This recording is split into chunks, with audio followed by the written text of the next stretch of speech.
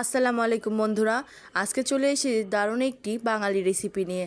আজকে তৈরি করে দেখাবো পাঁচমিশালি মাছের চচ্চড়ি। আর এই রেসিপিটি দিয়ে কিন্তু অবশ্যই এক থালা ভাত আপনারা অনায়াসেই খেতে পারবেন, খুবই মজা হয়। আর প্রথমেই নিয়ে নিচ্ছি কড়াইতে আমি পেঁয়াজ কুচি। আর অবশ্যই কিন্তু এই মাছের রেসিপিটা আমি হাতে মেখেই তৈরি করব।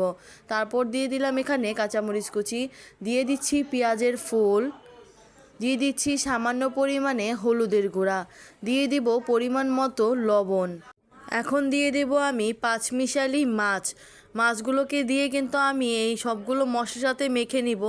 দিয়ে দিচ্ছি সামান্য পরিমাণে রসুন বাটা, আর এখন দিয়ে দিব পরিমাণ মতো তেল। আর এই রেসিপিতে তেলের পরিমাণটা একটু বেশি দিলে এটা কিন্তু খেতে অনেক বেশি ভালো লাগে, যেহেতু এখানে খুব বেশি পানি ইউজ করা হয় না, তাই তেলের পরিমাণটা একটু বেশি দিলে খেতেই ভালো লাগে। হাতের সাহায্যে কিন্তু খুব ভালো করে আমি মেখে নিয়েছি।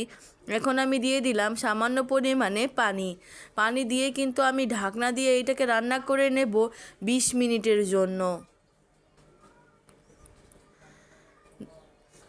ফিরে এসেছি 20 মিনিট পর।